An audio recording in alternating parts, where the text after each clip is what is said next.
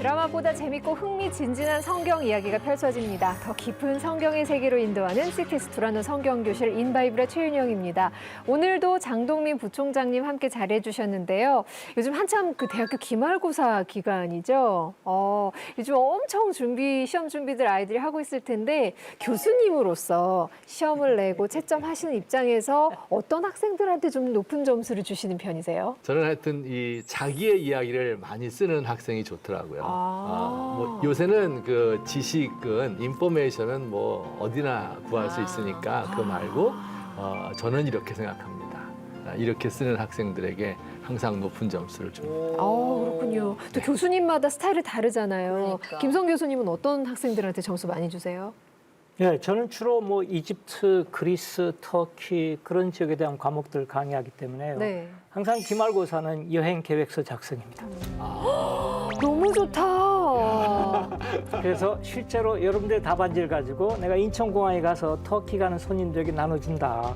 그 손님들이 A, B, C, D 하는 것이 여러분들의 성적이다. 우와. 실질적인 거를 정리하시오. 근데 하임은 이스라엘에서 성적이 좀 좋았어요? 어땠어요? 좋았어요.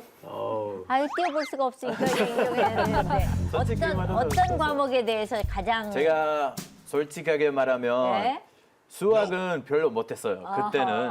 근데 외국 언어는 진짜 잘했어요. 그때는 영어 잘했어.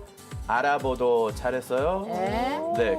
그때 뭐 전 언어 쪽에 그러네요. 뛰어나구나. 한국어도 정말 잘하잖아요. 그러니까. 지금 열심히 시험 공부에 매진한 학생들처럼 또 우리도 성경 공부에 박차를 가해 보겠습니다. 다 함께 성경 속으로 들어가 보겠습니다. 인 바이블.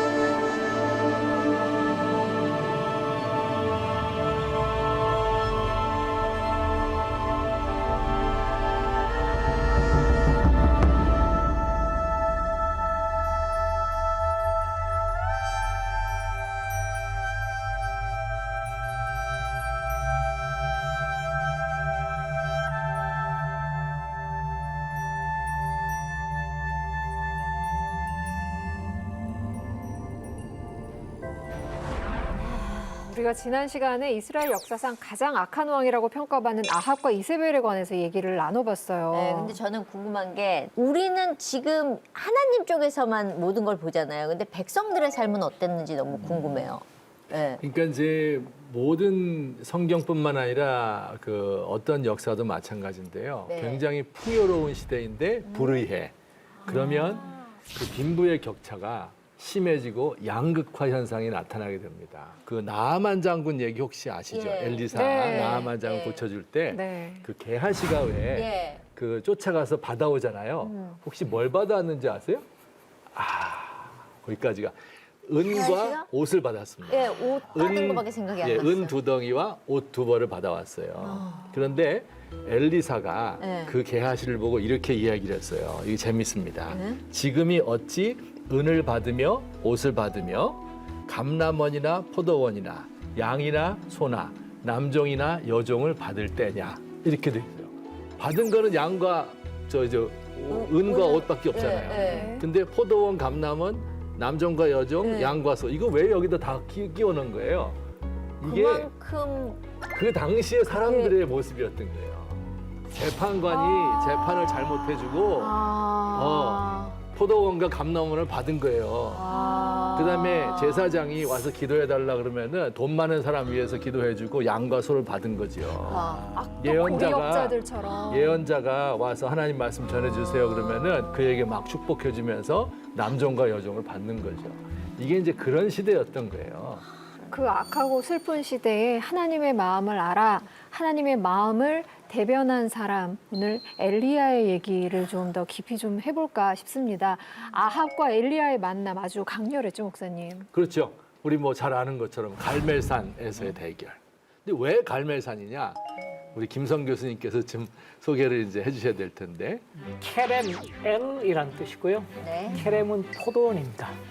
엘은 하나님이에요. 그만큼 비옥하고 아름답다는 것이죠. 이집트 사람들이 배를 타고 쫙 그 레바논 쪽 페니키아로 갈 때에 밋밋한 해안선이 있다가 갑자기 바다로 튀어나온 절벽이 있어요. 그래서 그 사슴의 코라고 그랬어요. 안텔로프의 코라고 불렀습니다. 오늘날 하이파라는 이스라엘에서 가장 큰 항구가 있는 곳입니다. 그 산이 갈멜산이에요. 케렘엘 하나님의 엘 가르멜 히브리어로 갈멜산은 가르멜 케렘엘 저도 몰랐어요. 이제 알았어요. 우리 유대인 지금 알았습니다. 네. 할렐루야. 저거예요. 우와. 밑에가 이스라엘 평야고요. 네. 이스라엘 평야는 정말 이스라엘에서 가장 크고 가장 비옥한 곳이어서 제목이 엘께서 하나님께서 씨앗을 뿌리신다. 그러니까 오늘날 저곳을 아랍 사람들이 불탄 장소라고 그래요. 무흐라카. 바로 여호와께서 불을 내렸다는 것이죠. 아직까지도 그렇게 불러요. 무흐라카라고 그래요. 가톨릭의 천주교의 갈멜파 수도회라는 것이 있습니다. 갈멜파 수도회가 시작된 곳이 바로 저 장소입니다. 그래서 이스라엘에서 세 번째로 큰 하이파 그 지역에 갈멜산이 지중해 바다 쪽으로 내려오는 절벽에 오늘날 전 세계 가톨릭의 갈멜파 수도회의 시작 자체가 저기서 됐습니다. 한 12세기부터 중세 십자군 시대부터 시작됐습니다. 저는 이게 영화로 찍으면 정말 대작일 것 같아요. 그러니까. 그죠?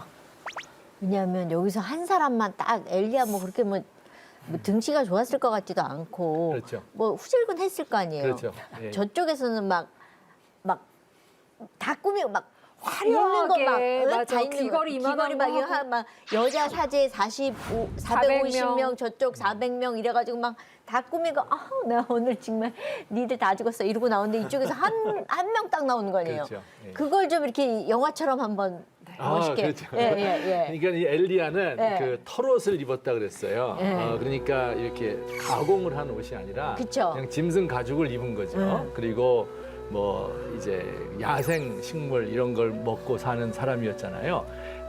그런데 이제 그가 뭐 그러니까 얼마나 후질근하죠. 말랐겠어요. 후질근하죠. 지저분하고 예. 그런데 이 한 사람이 딱 등장을 하고 저쪽에서는 엄청난 850명이 등장을 해서 화려한 인물들. 네, 그렇게 이제 온갖 걸 다 동원해서 제사를 드리고 하루 종일 네. 이 사람들이 이제 뛰놀면서 네. 심지어는 자기의 몸을 막 상하면서 그렇죠. 네. 이렇게 제사를 드리는데 네. 불이 안 내려오니까 네.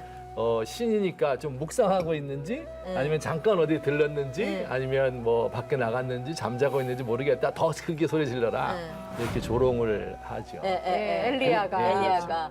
그리고 마지막에 이제 혼자 남았을 때 엘리야 어둑어둑할 때 혼자서 그가 그 제단 앞에 꿇어 엎드려서 하나님이 살아계신 것과 내가 하나님의 종인 것을 이 사람들에게 보여주세요. 한 번 보여주세요. 그리고 백성들에게는 언제까지 둘 사이에서 머뭇머뭇하려느냐. 여호와가 하나님이면 그를 믿고 바알이 하나님이면 그를 섬겨라. 일장연설을 하고요. 그리고 하나님께 간절히 기도하니까 큰 소리로 안 했어요. 조용히 기도하니까 하늘에서 불이 내려와서 이 모든 걸 다 핥아버렸습니다. 네. 그리고 이제 엘리야가 굉장히 나약한 사람이었거든요. 보시면 도망 다니잖아요. 맞아요. 그런데 거기서 한 번 용기를 내는 거예요. 그리고 이 850명을 죽여야 된다. 그러니까 백성들이 이 용기를 내서 이들을 다 죽이는 거죠. 그래서 그 무크라카 갈멜산 그 수도원에 아까 그 엘리야의 석상이 있는데요. 그 엘리야의 그 동상이 아니라 석상입니다. 칼을 이렇게 맞죠. 쥐고 칼을 있어요. 들고 있었고, 밑에 칼이 사람 누워 있고. 꼬부라져 있어요. 네. 850명을 죽여야 되니까 하도 많이 죽여서 그 석상을 디자인한 조각가가 엘리야의 칼이 끝이 이렇게 꼬부라지더라고요. 물론 뭐 오래된 그 작품은 아닙니다만. 그런 디테일까지. 그리고 엘리야는 이제 기도하잖아요. 그렇죠. 그래서 이 머리를 무릎 사이에 집어넣고 진짜 어렵더라고. 해봤죠? 안 해봤어요. 안 해봤어요? 해보셨어요? 안 돼, 안 돼. 안 돼. 너무 되게 힘들어. 어렵습니다. 될 것 같은데 너무 안 쉬울 돼. 것 같은데. 허리가 길었나 봐, 엘리야가. 하여튼 그래서 간절히 기도하고 이걸 7번 반복을 하는. 예, 그리고 손바닥만한 구름이 보이니까 큰 비의 소식이 있습니다. 하고 그가 자기 겉옷을 벗어서 이걸로 뛰어야 되니까 다 두르고 그리고 병거 앞서서 막 뛰어가는 진짜 멋진. 얼마나 빨랐으면 병거 앞으로 뛰어갔어. 그러니까. 이게 비가 와서 이스라엘 그냥 늪지대가 돼가지고 이게 빠진 거예요. 빠졌군요. 그래서 잘안 내려갔구나. 그렇게 해석을 해요. 차라리 걷는 게. 그렇게 비가 온 거예요. 그렇게 3년 그렇지. 반을 가물다가. 그러니까. 대승리죠, 대승리. 그쵸.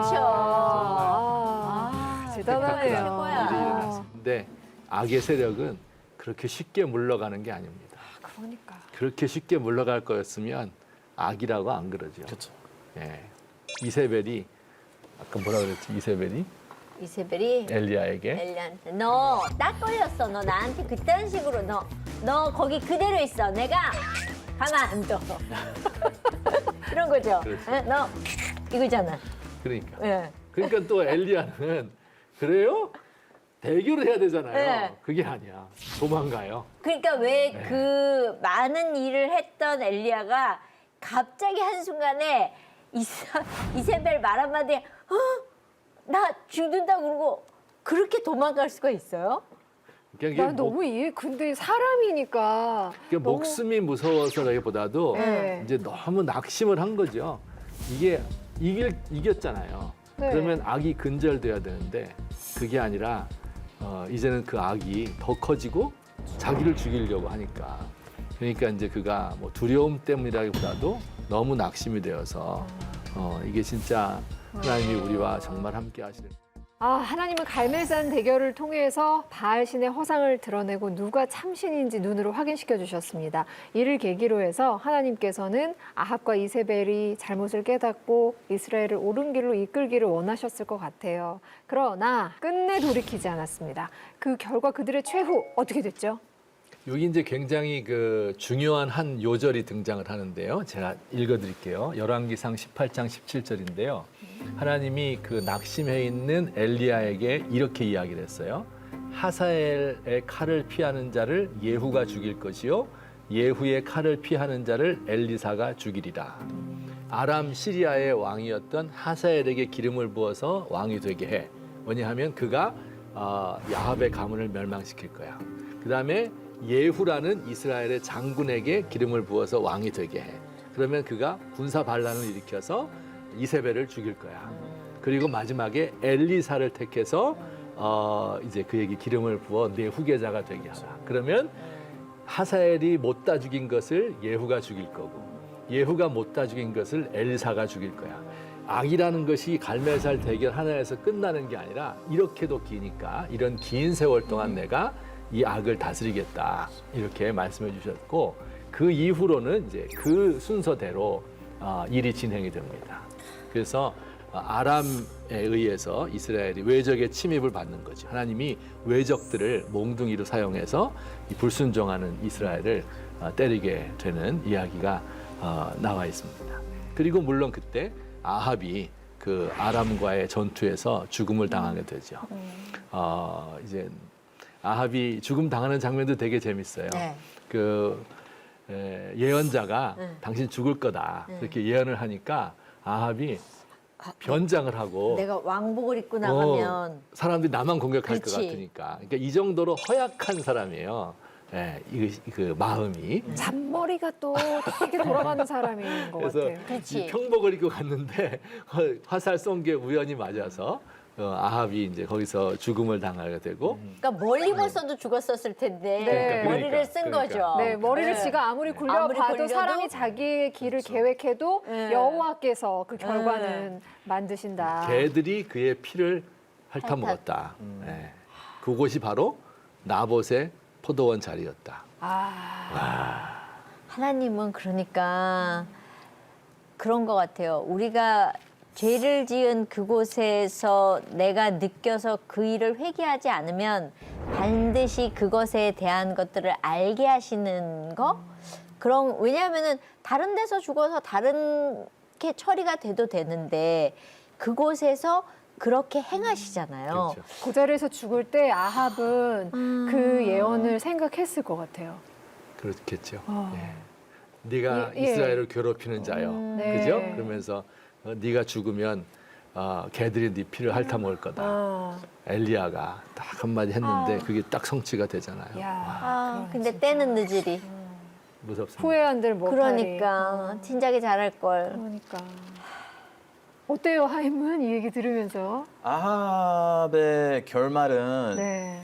뭐 놀라지 않아서요. 왜냐면 그래요? 나봇 그 이야기에는 그 하나님의 벌은 아합 죽음이었어요. 그래서 어차피 우리는 그 아합의 죽음이 어떻게 생길지 아니면 언제 생길지 이미 알았어요. 하나님 그 나봇의 이야기는 엄청 큰 죄였으니까 당연하지 그 큰 그 벌도 받아야 돼요. 우리 아이덴티티 더 중요해요. 아합 때문에 우리 아이덴티티 완전 잃어버렸어. 맞아요. 그래서 아합 뭐 죽음은 응, 그러니까. 네 어쩔 수 없었어요. 아. 네. 그러니까 죄를 졌으니까 당연히 그 대가를 받아야 된다 뭐 이런 느낌으로 당연시하고 있네요. 아 당연히. 그렇죠. 자, 나봇의 포도원을 빼앗은 후에 엘리야를 통해서 저주하신 하나님의 말씀 그대로 아합은 비참한 최후를 맞이했습니다. 그렇다면 하나님의 경고에도 눈 하나 깜빡하지 않았던 성경 속 최고의 빌런 이세벨의 죽음은 어땠을까요? 이세벨은 죽음 앞에 당당했을까 궁금한데요. 아합은 이제 죽었잖아요. 네. 그리고 그의 아들이 대신해서 왕이 되었고 네. 어머니는 살아 있어요. 근데 어머니의 권력이 막강하죠. 태후라고 부르잖아요. 태후. 그렇죠. 대비마마가 대비마마. 이제 권력을 쥐고 네. 자기 어린 아들을 대신해서 섭정을 하고 있는 네. 거예요. 이스라엘 성에서. 그런데 이제 예후라는 사람이 역시 이제 하나님의 기름 부음을 받고 그리고 반정을 쿠데타를 일으키는 겁니다. 군사를 이끌고 이스라엘 성으로 와서 이세벨을 죽이려고 합니다. 근데 재밌는 것이 이제 이세벨이 그 소식을 들었겠죠. 네. 온다는 소식을 듣고 그리고 한 일이 뭐냐면 머리를 꾸미고 그리고 이 얼굴에 칠을 하고 장신구를 다 갖추었습니다. 그러니까 왜 그랬을까요? 이미 죽음을 아니까 그거에 대해서 맞서기 위함이 아니었을까라는 왜 우리 영화 같은데 보면은 그런 거 할 적에 되게 우아하게 죽기 위해서 꾸미는 거 봤잖아요. 그런 느낌인데 맞나요? 그럴 것 같아요. 그러니까는 왕녀였잖아요. 네. 그리고 여기에 이스라엘에 시집 와서도 계속해서 권력을 가지고 있었고, 그리고 예언자 같은 것들은 내가 너희들 내 마음대로 해야 된다 이런 마음을 가지고 있었고, 과연 누가 이 나라를 다스립니까? 이렇게 말할 정도로 자기 남편에 대해서 이렇게 말할 정도로 당당했던 사람이거든요. 죽을 때도 그렇게 죽고 싶었던 것이죠.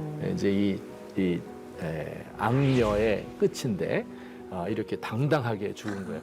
그러니까 참 이런 면에서 보면은 뭐랄까요, 정말 대단한 사람이었구나 네. 이렇게 생각이 들고요. 그 죽음 앞에서 눈 하나 깜짝하지 않은 거예요. 그리고 이 예후가 오니까 주인을 모반한 너 시므리여 샬롬 이렇게 말했어요.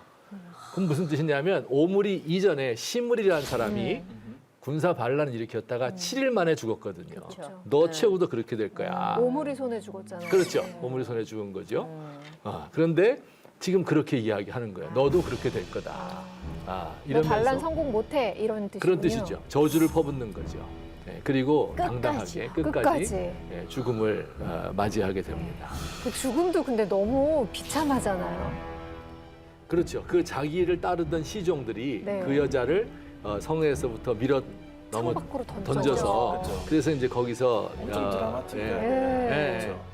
그 나중에 이제 그 시체를 찾아서 장사 지내려고 하다 보니까 시체가 없어요. 개들이 다 먹어버렸어. 예. 이것이 이제 이 이세벨의 최후였습니다. 사실 그렇게 될 것까지 하나님은 미리 다 예언을 하셨었던 그렇죠. 거잖아요. 예견하신 거죠. 네. 그래서 이 이세벨에게 엘리야를 통해서 강하게 예견했고 그것이 이제 그대로 이루어지는 이 모습을 보게 뭐든지 됩니다. 하나님 뜻대로 이루어져요. 아. 결국은. 예. 하나님 정말 끝을 보시는 것 그러니까요. 같아요. 그러니까 되게 이 장면에서는 하나님이 화를 내시거나 진노를 하시면 그거에 그 두려움과 공포라고 표현을 할까? 사실은 야 하나님이 가만히 안 두시는구나. 정말 복수를 제대로 하시는구나. 이런 느낌이었어요. 그러니까 하나님께서 가만 두시죠. 그래서 아까 3년 비 안 오고 막 이렇게 할 때는 아합이 막 20년 동안 다스리는데 이렇게 악한 사람 이렇게 할 때는 도대체 하나님 어디 계신가? 왜 이렇게 놔두시는가 하는데 한 번 하나님이 때가 되어서 손을 들면 거기에 견뎌낼 사람이 없습니다. 하나님은 오래 참으시지만 끝까지는 안 하신다고 하셨고 그리고 그것들을 보면서 저는 그 이세벨의 끝까지 악함을 절대 놓지 않았던 것 같아요. 내가 당당하게 죽을 거야. 나 안 굽혀. 이런 느낌의 그 어떤 본인의 강한 의지가 있는 여자인 것 같아요. 네. 약간 소시오패스 같아요. 네. 마지막 그렇죠. 죽는 걸 보면. 네. 그렇죠. 우리는 그 이세벨하고 아합에 대해 이스라엘 사람들은 보통 같이 배워죠. 네. 근데 아합은 좀 아쉬운 점이 있어요. 뭐 당연하지 유대인 사람이니까 좀 아쉬운 점이 들어가는데 근데 좋은 활동이 많았어요. 근데 이 그 큰 악은 진짜 이세벨이었어요. 우리는 이세벨에 대해 생각하면 아니면 그냥 그 이름 이세벨은 엄청 부정적인 들어가는 이름이에요. 히브리어로는 그 제벨 뜻은 안 좋은 뜻이죠. 쓰레기예요. 아, 네, 그래요? 제벨은 이는 잘 모르는데 근데 이 제벨은 좀 엄청 부정적인 뜻이 들어가요. 그래서 이스라엘에서는 뭐 이세벨 있는 이름으로 있는 여자 네 있으면 절대 안 돼요. 절대 안 돼요. 근데 가끔 외국 영화에 보면 이사벨 그 이사벨 그 이사벨 거지. 다른 거지. 아 이사벨 이사벨라가 이사벨라. 이제 여성이에요. 네. 네. 네. 하여튼 정말 악녀 중에 악녀. 저희가 21세기인데 21세기에도 악녀로 부르고 있는 이세벨의 죽음을 봤습니다. 이세벨의 죽음은 하나님을 두려워할 줄 모르는 사람의 결말이 얼마나 비참한지 보여주고 있습니다. 이세벨 악행의 시작과 끝은 모두 나봇의 포도원이었고요. 이 나봇의 포도원을 빼앗음으로써 죽음에 대한 하나님의 강력한 경고를 들었고 결국 그곳에서 참담한 죽음을 맞이합니다. 나봇의 포도원 어떤 곳일지 좀 궁금하지 않으세요? 우리 가? 갑니다. 우와. 지금은 어떤 모습으로 남아있을지 인바이블의 현장 연결해 보겠습니다. 통신원 나와주세요. 샬롬. 인바이블 이스라엘 통신원 유병석 목사입니다. 저는 지금 엔 이스라엘, 즉 이스라엘 샘 앞에 있는데요. 이곳은 성경에도 나오는 장소입니다. 사울 왕이 블레셋과의 최후 전투를 벌이기 위하여 진을 친 곳이 바로 이 샘 곁입니다. 그리고 이 샘 곁에 나봇의 포도밭이 있었습니다. 오늘은 이세벨의 흔적을 찾아볼 텐데요. 저와 함께 이 샘 곁에 있는 텔 이스라엘을 둘러보도록 하겠습니다. 야, 여기 나무 진짜 유창하다.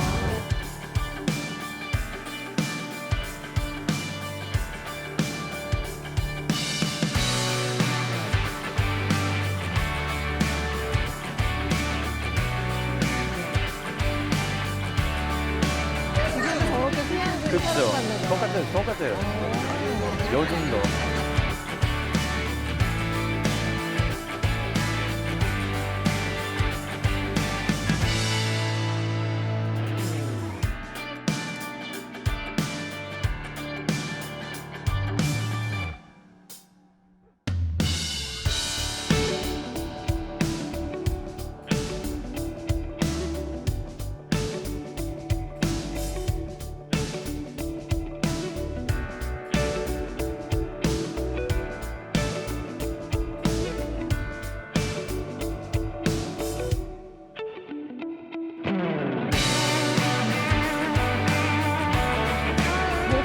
보여?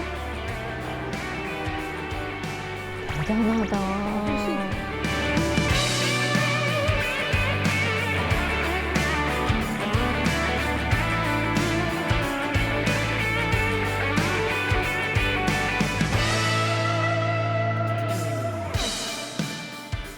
저는 지금 텔 이스라엘, 즉 이스라엘 성터 위에 있습니다.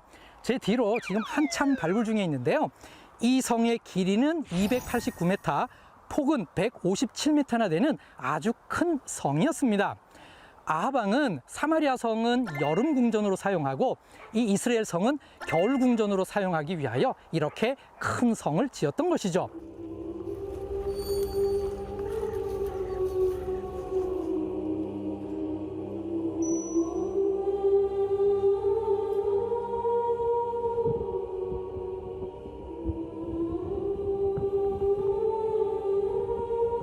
이세벨은 아합과 함께 나봇의 포도원을 보았을 것입니다.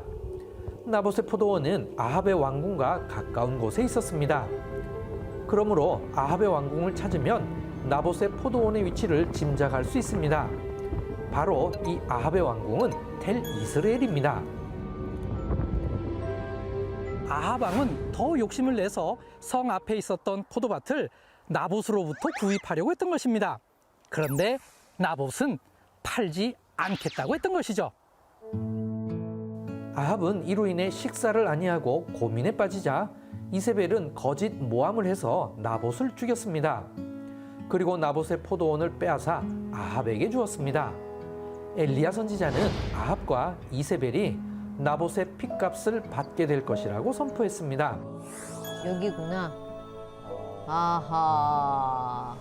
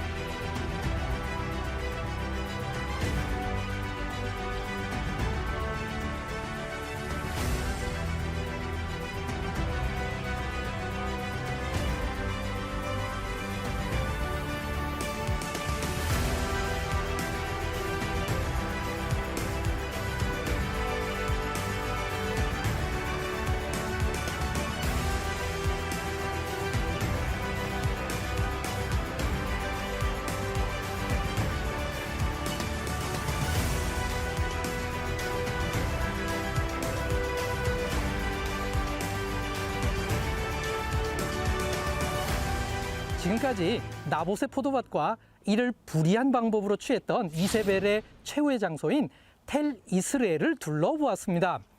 엔 이스라엘과 텔 이스라엘은 오늘날 이스라엘 사람들이 가족 단위로 소풍을 오는 장소로 사용되고 있습니다. 지금까지 인바이블 이스라엘 통신원 유병성 목사였습니다. 다음 시간에 뵙겠습니다. 레이트라웃.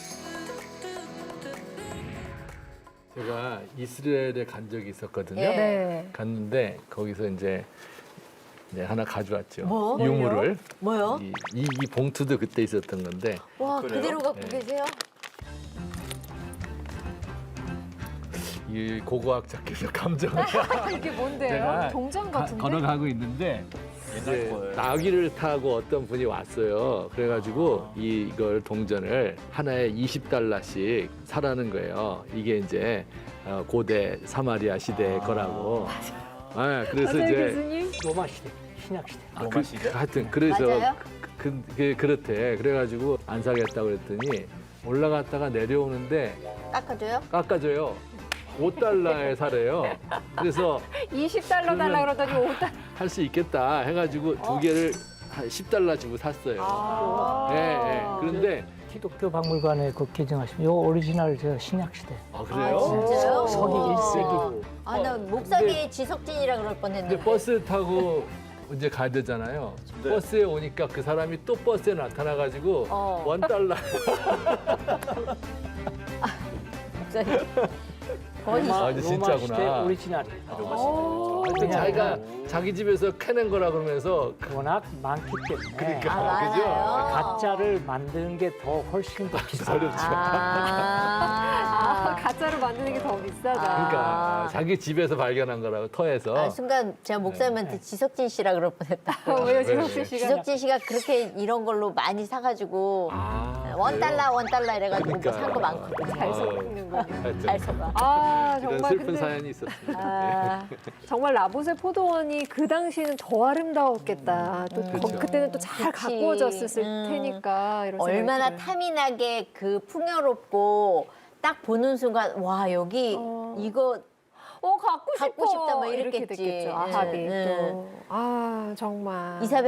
이사벨 눈 쳐다보면서 이사벨 눈 쳐다보면서 갖고 싶어. 이래. 근데 왜 포도원에 대해서 욕심을 냈을까요? 포도원이요? 못 가질 거 아니까 더 탐이 났던 거 아닐까요? 와인 때문에? 와인 때문에? 그렇죠. 네. 와인 때문에. 음. 제일 맛이 그러니까 좋았나 보다. 포도가 이제 럭셔리하게. 사실 이제 건포도, 사실 이스라엘 지역도 건포도는 있지만 종자가 좀 달라요. 건포도는 좀 가문 지역에 네. 중앙아시아라든지. 근데 이스라엘 지역에 특히 이스라엘 평야지대는 비옥한 곳이어서 포도 아주 괜찮습니다. 근데 그냥 포도보다도 포도주를 만들면은 상당히 비싼 값으로 수출도 할 수 있고 아마 질이 좋은 포도가 나는 곳이 나봇의 포도원이 아니겠는가. 그리고 몇 년을 키워야지만 얻을 수 있잖아요. 그렇죠. 그러니까 아하방 왕실 포도원이 있단 말이죠. 그렇죠. 근데 보니까 나봇 우리 브랜드 나오잖아요. 프랑스에 무슨 그렇죠. 무슨 예. 포도주 무슨 포도주 무슨 그래 샤또라고 하지 않습니까? 네. 예. 나봇계 최고 샤또 나봇이 최고 비싼 포도주. 그랬구나. 전문가들의 이야기입니다. 그래서 술 때문에. 아합이 내 거 줄 테니까 그거 달라. 그 정도지 않았겠나요? 경제적으로 상당히 값비싼 럭셔리한 포도주를 생산할 수 있는 질 좋은 포도가 있는 것이 나봇 포도원이 아니었겠는가 그렇게 생각합니다. 네. 참 사람의 욕심이. 그러니까요. 아니 그냥 네가 잘해가지고 나한테 납품해라 이래도 되는데 그 밭을 갖고 싶어 했었던 거죠. 네. 가지면 안 되는 걸 욕심을 냈고 그것 때문에 살인까지 저질렀고 하나님의 진노를 샀고 회개를 해서 그래도 어떻게 하나 보자 했는데 또 다시 악한 길로 들어섰고 그래서 하나님은 예후를 심판의 도구로 사용을 하셨습니다. 그러니까 도미노가 쓰러지듯 순식간에 그 강대한 아합 왕조가 우르르 무너져 내렸습니다. 그 과정에서 또 우리에게 너무나도 유명한 선지자 엘리사가 등장을 하게 되는데요. 엘리야와 엘리사는 다시 한번 자세히 공부할 기회가 있겠지만 당시에 엘리야가 아닌 엘리사를 또 선지자로 세우시고 사용을 하셨어요. 특별한 이유가 있나요? 엘리야에게 하신 말씀, 하사엘이 죽이고 남은 사람을 예후가 죽일 것이고 예후가 죽이고 남은 사람을 엘리사가 죽일 거다 이렇게 이야기를 하셨어요. 그리고 이제 엘리야는 이제 불병거 타고 승천을 했고 그리고 이제 엘리사가 그의 뒤를 이어받아서 이제 예언자가 되었고 그 시대를 담당하는 거죠. 그러니까 근데 이제 재밌는 것은 엘리야는 사람들을 죽였잖아요. 850명. 근데 엘리사는 죽이질 않았어요. 그리고 살렸습니다. 주로. 그러니까 애들 죽인 거 아니에요? 애들 죽인 사건이 있죠. 네. 대머리라고 맞아요. 맞아요. 놀려서. 죽였잖아요. 그 혹시 저보고 놀리는 건 아니죠? 아니에요. 생각도 안 하고 있어요. 네, 우리 전혀 생각 안 했는데. 네, 어쨌든 이제 그런 때 제외하고 그 한 번의 케이스가 있고요. 42명. 네. 그렇죠? 그리고 한 번 제외하고는 엘리사는 죽이질 않고 다 살렸습니다. 그런데 재밌는 것이 하사엘이나 아람 군대나 혹은 또 예후는 다 죽였잖아요. 엘리야도 죽이고. 근데 엘리사는 죽이지 않았는데 하나님은 왜 그들이 죽이고 남은 자를 엘리사가 죽일 것이다 이야기했을까? 그게 이제 제가 상당히 궁금하게 늘 생각을 하는데요. 아마 이런 것이 아니었을까? 진짜 바알 종교를 극복하는 방법이 한편으로는 이 대결해서 엘리야가 갈멜산에서 대결해서 하나님 살아계신 것을 강하게 보여주는 것이 중요하고요. 또 그러나 실제적으로 바알 종교에 물들어 있는 이 백성들의 그 마음 자체를 바꾸는 것은 그들 속에 뛰어들어가서 그들에게 생명의 그 살리는 일을 함으로써 바알을 죽이는 거다. 그러니까는 오늘날 우리 시대도 바알 종교에 이렇게 물들어 있거든요. 물질주의 우상이에요. 그러니까는 우리가 잘못하면 이세벨에게 모든 잘못을 다 뒤집어 씌우려고 그러는데 그거 아닙니다. 우리가 다 이세벨의 영향 하에 있는 거죠. 그런데 이것을 극복하는 방법이 물론 때로는 강하게 대결을 해서 승리하는 것도 중요하겠지만은 성경이 가르치는 또 하나의 방식은 사람들 사이에 들어가서 작은 영향력을 끼치면서 사랑하고 살려주고 이렇게 함으로써 하나님 살아계신 것을 보여주는 것. 이것이 진짜 바알 종교를 죽이는 방식이 아니겠는가 하는 삶의 것을 현장에서 그렇습니다. 내가 살아내는 걸 보면서 네. 저 사람의 뒤엔 누가 있지? 네. 그러니까 하나님이야로 이어주는 네, 거네요. 그러니까 예를 들어서 일제의 나라를 뺏겼는데 독립운동을 통해서 나라를 되찾는 것도 중요하지만 예컨대 송몽규의 길이라면 윤동주의 길은 사람들 하나하나를 살리는 거죠. 모든 죽어가는 것들을 사랑해야지.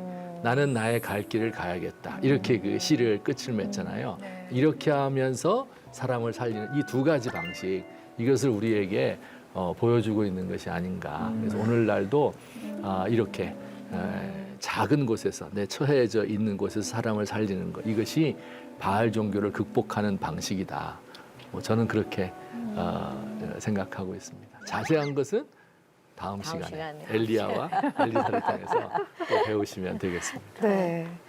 사실은 엘리야와 엘리사를 보면서 하나님이 끊임없이 선지자들을 이렇게 하나씩 그리고 무릎 꿇지 않은 누군가를 아까 어제 얘기하셨던 것처럼 붙여놓으신 것들. 그러니까 저는 오늘 얘기하신 걸 들으면서 삶 속에서 내가 과연 하나님을 드러내고 사는가? 그 고민을 하게 되는 시간이었던 것 같아요. 네. 우리는 누군가가 막 이렇게 하나님을 나타내고 막 하면은 그게 전부인 것처럼 하는데 정말 무릎 꿇지 않은 7,000명 이름도 없는 그 사람들이 전 더 대단하다는 생각도 들었었어요. 네. 하임은 어떠셨어요, 오늘 함께 하시면서? 오늘은 좀 제가 그냥 스스로 좀 생각했는데 아합하고 그 이세벨에 대해 생각하면 우리 유대인의 아이덴티티 지워버린 이야기 모습이 나와요. 그래서 우리는 유대인한테 우리 아이덴티티는 엄청 중요해요. 왜냐하면 홀로코스트도 우리 아이덴티티 때문에 좀 힘들었어요. 그래서 아합하고 이세벨 이야기로 우리는 우리 아이덴티티하고 우리 하나님이랑 그 연결을 어떻게 지켜야 할지 배울 수 있어요. 그래서 인바이벨로 이해하는 기회가 있었어요. 제가 이렇게 절대 깊게 생각하지 않았어요, 솔직히. 그래서 오늘은 잘 논의했으니까 좋았어요. 그냥 이렇게 쭉 진짜 재밌게만 들어왔던 막 옛날 이야기처럼 들었던 이야기들을 굉장히 입체적으로 들여다봤었던 그런 네, 시간이었었던 좋은 것 시간이었던 같아요. 것 같아요. 예. 네. 교수님 혹시 막 더 하고 싶은데 못다 했다 아쉬운 부분이 있으면 네, 역시 저의 원픽은 이세벨입니다. 사무파타를 좋아하시는군요. 남편이 죽었잖아요. 네. 아람과 싸우다가. 그러니까 그 시신을 내서 이제 사마리아의 장례를 지냈어요. 그럼 남편이 죽으면은 부인은 조용히 사라지는 게 일상인데 같이. 근데 이세벨은 여전히 이스라엘이라는 이스라엘의 두 번째 도시에서 막강하게 자기 신하들 거느리고 있었어요. 그러니까 예후가 사실 유다 왕 아시아까지 죽였지만 이세벨이 마지막 남은 예후의 마지막 장애물이에요. 근데 왕궁에 들어와서도 두리번거리면서 이세벨 쪽이냐 내 쪽이냐. 그게 성경에 나왔다는 것은 이세벨이 끝까지 강력한 세력이었다. 역시 페니키아. 왜냐하면 이세벨을 잘못 손댔다가 페니키아 쪽에서 후환이 두렵지 않은가. 그래서 끝까지 뭐 의관을 갖추고 장렬하게 죽음을 맞이했다. 저는 그렇게 보고 있습니다. 아합과 이세벨의 얘기는 여기까지입니다. 다음 시간에는요, 또 다른 목사님과 또 새로운 이야기로 찾아뵐 텐데요. 더 재밌고 흥미진진한 성경 이야기 준비되어 있으니까 기대 많이 해주시길 바라고 저희는 여기서 인사드리겠습니다. 함께 해주셔서 고맙습니다. 감사합니다. 고생했습니다. 이스라엘 역사상 가장 위대한 선지자, 오늘은 엘리야에 대해서 알아볼 텐데요. 죽지 않았어요. 그냥 하늘로 올라갔죠. 무덤이 있는 것도 아니야. 어느 날, 야, 엘리야라는 사람이 없어졌댄다? 그 유월절 축가할 수도 있으니까 그 빈자리하고 그 포도주 잔 남겨요. 왜 빈 의자를 놓을까요? 같이 하길 바라는 거예요. 이 갈멜산이 지중해에서 구름이 몰려오면 가장 먼저 만나는 첫 번째 산이라 그러더라고요. 저기 멀리서 손바닥만한 구름이 일어나는 걸 볼 수 있었던 그 갈멜산. 바알과 아세라 선지자들과 대결을 벌이잖아요. 난세의 영웅이 난다. 난세가 영웅을 만든다는 말이 확 와닿습니다. 엘리야를 얼마나 사랑해요? 지금 인바이블에서 확인시켜드리겠습니다. 다 함께 성경 속으로 들어가 볼까요? 인바이블! 이 프로그램은 여러분의 미디어 선교 후원으로 제작되었습니다. 선교는 사명, 후원은 동역. 당신도 복음을 전할 수 있습니다. 선교 후원 02-6333-1003번